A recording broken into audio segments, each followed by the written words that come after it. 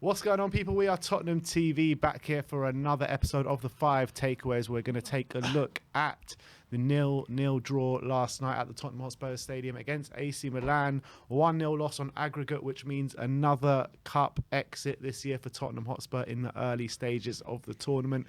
We're here with Brian from Tottenham on tour to take us through the 5 takeaways. And what is number 1? It is reckless Romero. Yeah, reckless Romero. Romero got a costly red card yesterday, which makes it 9 yellows, 2 reds in his last 11 games, and he is becoming increasingly reckless. And we always knew he had this in his game. I mean, I've been saying for the past few weeks now, I mean, he's been very unlucky to escape reds in a lot of those games where he has got those yellow cards, and it's kind of like the line you want to toe between being overly aggressive and being aggressive, and I think he does toe that line.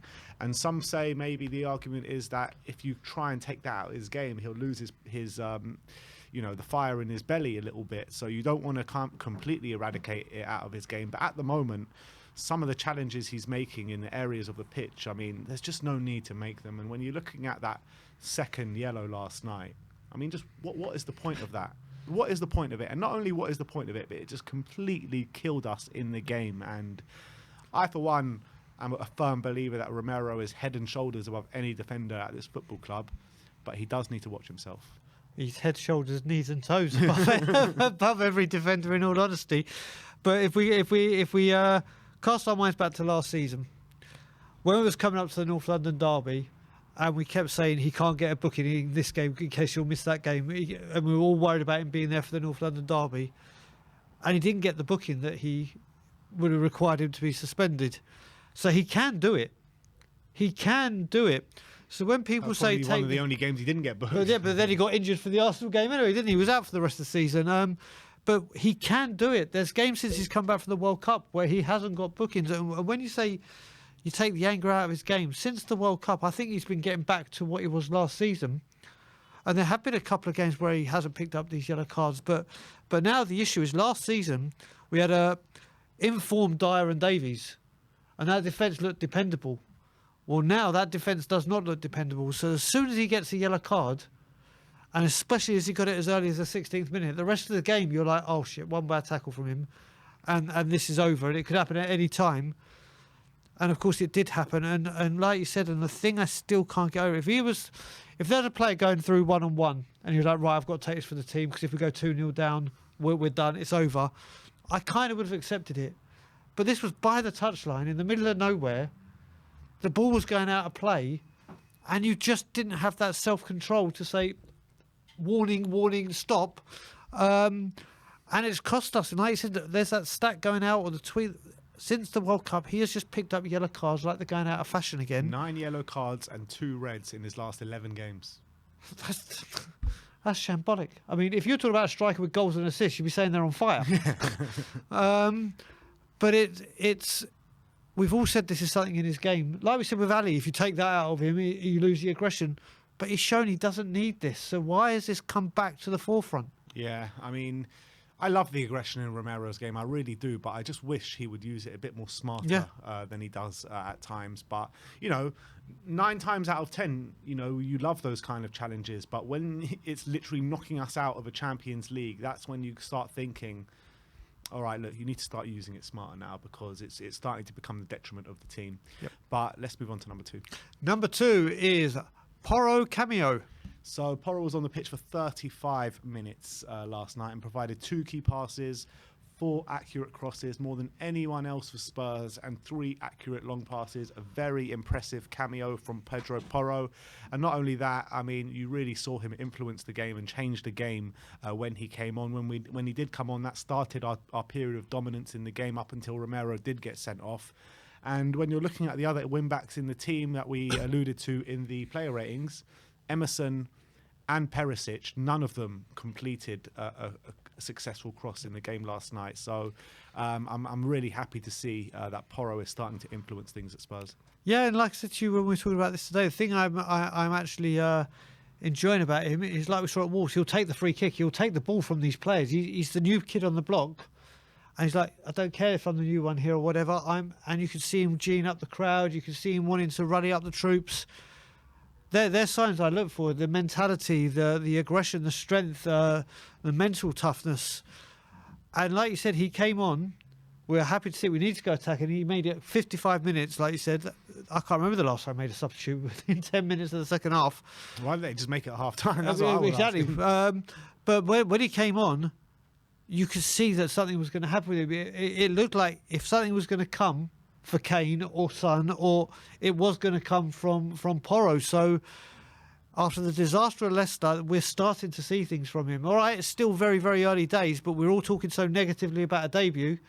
Well, that's flipped 180 now. Yeah, and I fully expected that to happen. I mean, I always looked at that debut from Pedro Porro as maybe like a welcome to the Premier League, Lisandro Martinez-esque kind of debut. Because remember what happened to him on his debut. They got battered to Brentford. He was getting physically dominated all over the place. Yep. And look at him now. He's one of the best defenders in the Premier League, or if you take that 7-0 out. But no, he's performing really well. And I think Porro is going to do very similar work to that. But let's move on to number 3. Number 3 is chances lacking. Yeah, so Spurs created 0.47 XG yesterday from 9 shots on goal, which shows our struggles to seriously hurt AC Milan. Spurs created less than 1 XG, which was 0.91 over the past 2 legs against AC Milan. And that's nowhere near good enough. Nowhere near good enough, especially in a game, in the second game, when you're looking to be on the front foot, you're 1-0 down, you want to take the fans want to take the game, expecting to take the game to AC Milan, and it was anything but that. It was. When you look at this now, in a game you have to score. You have to, you've got to. That's an embarrassing XG. Yeah. An embarrassing XG. Especially like everyone said, look, AC Milan is a mighty name in Europe, and rightfully so. This team the AC Milan team doesn't represent the might. We're not talking the Van Bastens, the Rijkaards, the Rudhullits. We're not talking the team that won the league, or as convincingly as they were last season. They had some great teams and some great players, but that is not a Milan team littered with superstars. And we had to come out and create chances. And we spoke earlier about the games you've been to recently away. You haven't even seen a goal. And it is worrying. It's at the end of this time last season, we were hitting a part where we were just creating.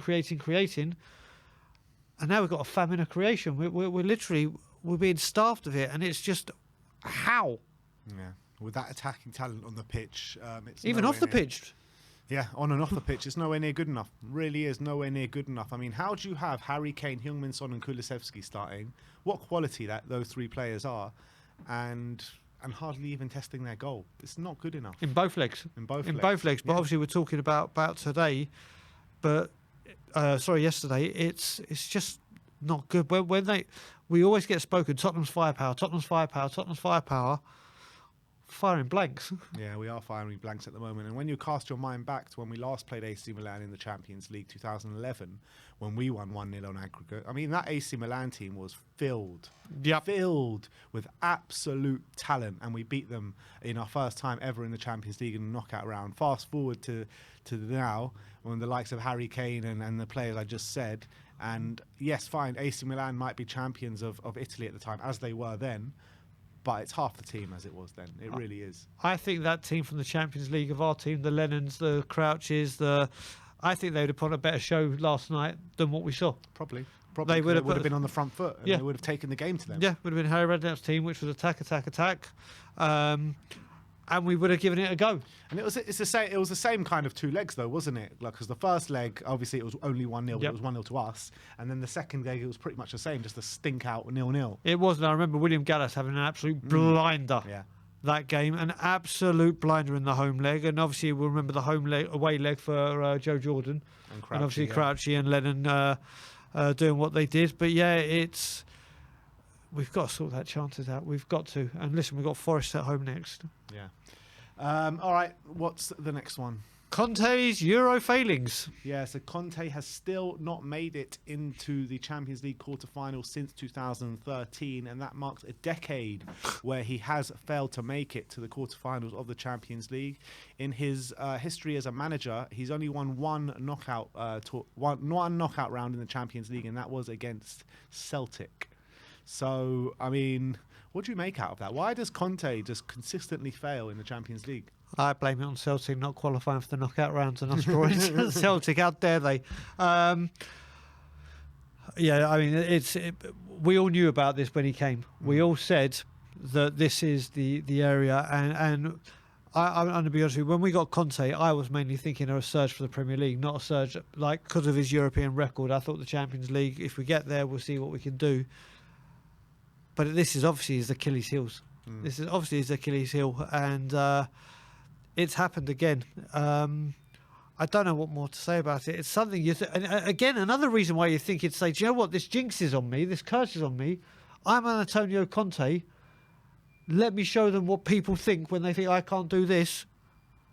Whimper. Oh. You know, we all said when Antonio Conte came in that he's an elite manager, one of the best managers in the world, top 3. I remember I was saying. I still kind of am of that belief, and obviously I still think Conte is an unbelievable manager. But the question is he an elite manager if he can't do it in Europe? It's a real tough question, isn't it? Yeah. It's a real tough question. I mean, put it this way. As a Tottenham Hotspur fan, I would call someone who's won the league everywhere they've gone elite. I would. I'd rather the Premier League rather than Champions League. To me, that's the holy grail. But there's a case for both arguments. You look at Guardiola, has done both. You look at Klopp, done both. Jose, done both. They are rightfully so. Wherever Mourinho is on the scale now, obviously in the latter stages. Likes of Klopp got to like finals of the Champions League with Dortmund. Yeah, and yeah, you look at it. Even Pochettino got to a final of the Champions League. Obviously, he didn't win the titles, but you've got to look at it. When I was with you, I said Klopp, Guardiola, Conte were at the Mount Rushmore right now in world football. But both those two have won the league and the Champions League. And Conte hasn't won the Champions League. Yeah.